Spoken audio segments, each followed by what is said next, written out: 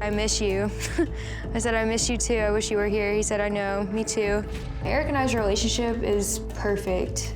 Definitely fantastic. Eric calls me his baby girl, tells me that he loves me all the time. Eric is pure trash, and for him to date Brooklyn openly in public is ridiculous. We're very loving, caring, affectionate towards each other. Eric is very disrespectful, not only towards my daughter, but I feel he's very disrespectful to his wife.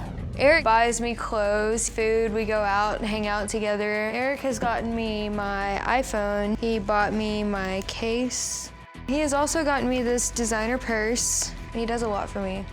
Eric spends money on my daughter that he hides from his wife, Mandy. He does spoil me, hardcore. Eric got a bonus check from work and told his wife, Mandy, he lost it and spent it on my daughter.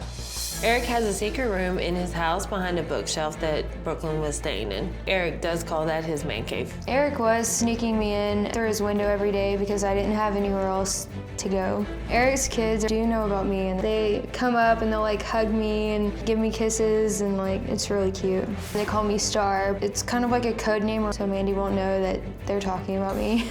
Brooklyn has actually told me that Mandy's so stupid and she doesn't know what's going on. Eric and I have talked about marriage one day, like way future. I think Eric will eventually leave Mandy. I'm hoping that Dr. Phil just tells my mom to butt out. I like that Dr. Phil is really straightforward and he just tells it how it is.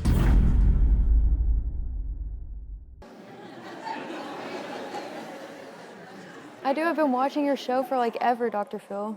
I appreciate that. So you see Eric how often? Like every day? Every day, every other day. Okay, and every 2 days.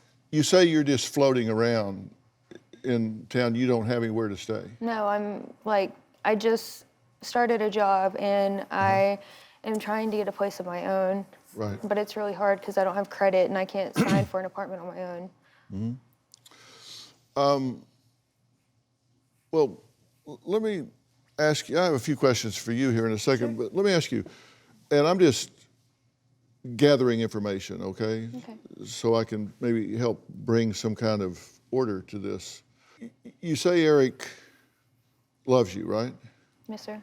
Because you say you don't really have a place to stay and you're just floating around, and he's separated from his wife, so why aren't you living with him? Because he's trying to pay off his charges that he got back in February. What kind of charges? It was unauthorized use of vehicle to a minor and contributing to a minor. And who's the minor? Me. I was the minor. He's got a DWI, right? Yes, he got that last year before I ever knew him. So he was drunk driving? No, he wasn't driving his car. He had just gotten on his motorcycle, and that's when the police showed up. Okay. So he was driving drunk while sitting on a motorcycle? Well, he had just started driving the motorcycle. Okay. He said he wasn't even down to the stop sign yet, and I know exactly where he was at. Okay, so he was driving? Yeah, it's just not far, yeah. Okay. So he should have had a DWIS, driving while intoxicated, sort of. Just a short distance, right? So he got, nonetheless, they frowned on that and gave him a ticket for driving while intoxicated. Yes, sir. And so he owes for that. Yes, sir. Well, he just paid it off, but yeah. Yeah, and this was while he was at a bar. Yes, sir. That's why he was drunk, he was at a bar. He was hanging out with some friends, Yeah. but they ran off without him. Yeah, getting drunk at a bar and then got on a motorcycle. And if you had been there with him, would you have gotten on a motorcycle with him to go home? No. Not when somebody's drinking. I'm already like nervous to get So on you them. do have some boundaries. Yes, sir, I do. I do. That's what I'm trying to find out. Yeah, I do. Do you have a story or a question for me? Click the link in the description and tell me what in the world is going on.